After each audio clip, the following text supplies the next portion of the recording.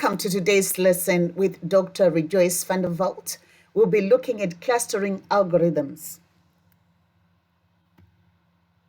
We can define clustering as follows, that it is the task of grouping data points based on their similarity with each other. We can call this also cluster analysis. There are two types of clustering. The first one is hard clustering. This is where each data point is assigned to a single exclusive cluster. In this type of clustering, each data point belongs to a cluster completely or not. Then we have the second type, which is soft clustering. In soft clustering, data points can belong to multiple clusters with varying degrees of membership. Instead of assigning each data point into a separate cluster, a probability or likelihood of that point being in that cluster is evaluated. In these two diagrams, I'm illustrating what a hard clustering will look like. As you can see that the clusters are completely separated from each other and the data points are inside a separate cluster. Whereas with soft clustering, the clusters are overlapping and a data point can belong to two clusters.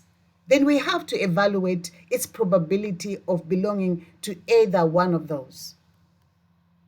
There are 5 main clustering algorithms, and these are k-means clustering, hierarchical clustering, DB-scan, mean-shift clustering, and Gaussian mixture models. And in this lesson, we are just diving into the k-means clustering algorithm. The k-means clustering is an unsupervised machine learning algorithm which groups unlabeled dataset into different clusters. It is used to organize data into groups based on their similarities. It works by iteratively assigning data points to clusters and recalculating the cluster centroids until convergence, meaning the cluster assignments no longer change significantly. Then you stop. For example, if we are given a data set of items with certain features and values for these features like a vector, the task is to categorize those items into groups. To achieve this, we use the k-means algorithm. K in the name of algorithm represents the number of groups or clusters we want to classify our items into. I have an example on our right-hand side where the algorithm categorizes the items into K groups or clusters of similarities. To calculate that similarity, we use what we call the Euclidean distance as a measurement. And you can see that we have the data points which are unlabeled data points, only input data points, and the k-means algorithm, it then sorts out or classify or group the data points into different clusters, and we have at the center the X in red, that's your centroid or your center of the cluster. So the process of actually creating these clusters is as follows. The first step, you have to select the number of clusters for the data set. Then after that, you select the k number of centroids randomly from the data set. That's the center of the cluster. Then step 3, we use the Euclidean distance or Manhattan distance as the metric to calculate the distance of the points from the nearest centroid and assign the points to that nearest cluster centroid, thus creating a K cluster. I have illustrated this in a diagram. For example, we have 4 clusters in this diagram, and the centroids are 1, 2, 3, 4. And you can see the data points are being grouped around that particular centroids according to their particular values or mean values. Then step 4, you find the new centroid of the clusters that's formed because you are doing this iteratively. And step 5, again reassign the whole data point based on this new centroid and repeat again step 4. Then step 6, we continue this for a given number of iterations until the position of the centroid doesn't change. That is, there's no more convergence. I have captured now the whole process in the following diagram. First, we select K clusters, the maximum number of clusters that you can divide your data set into.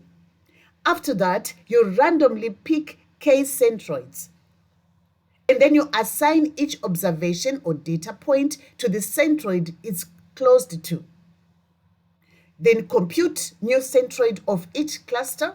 You're doing it iteratively until you reach such a point that the algorithm has converged, which means there's no any significant change.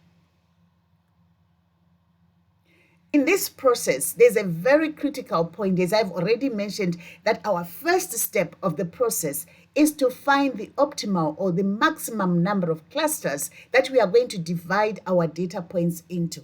So selecting the right number of clusters is very, very important. For meaningful segmentation to do this, we make use of what we call elbow method.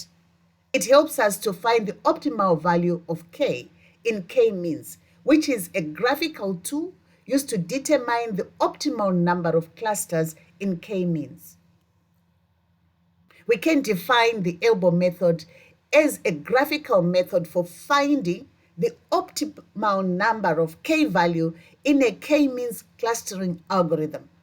The elbow graph shows the within cluster sum of squares, abbreviated as WCSS values, on the y-axis, corresponding to the different values of K on the x-axis. The optimal K value is the point at which the graph forms an elbow, hence the elbow method name.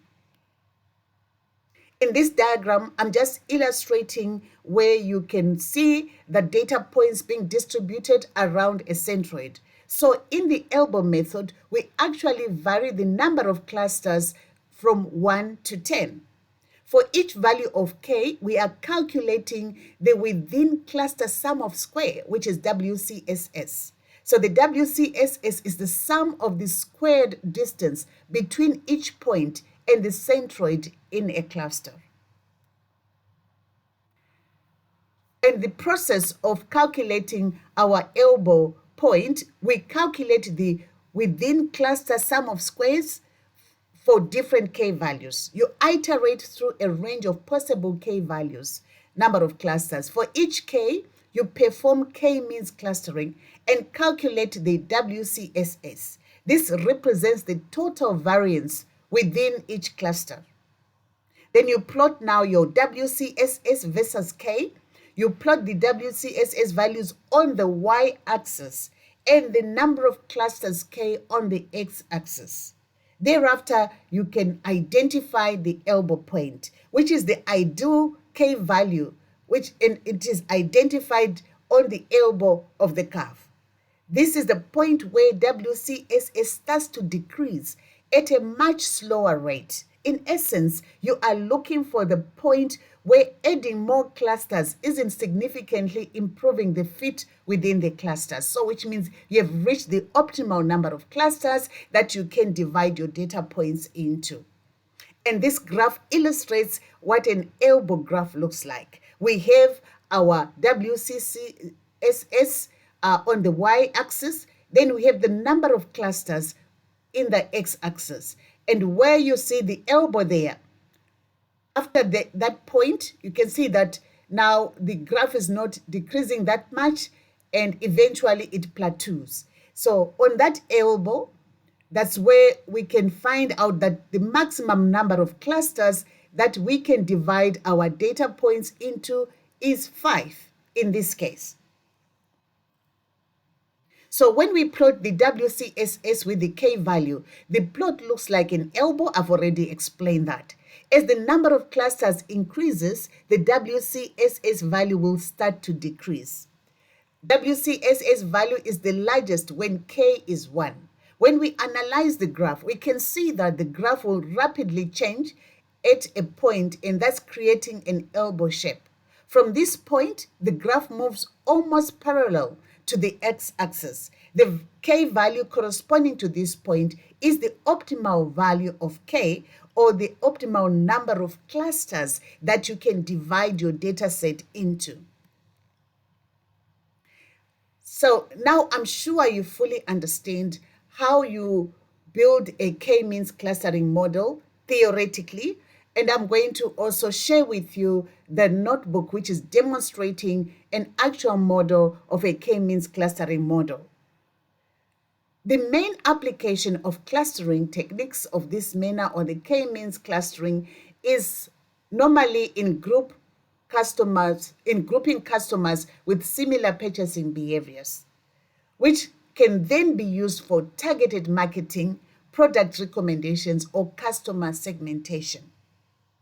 At this point, I want to say thank you very much for listening, and I will see you in the next video.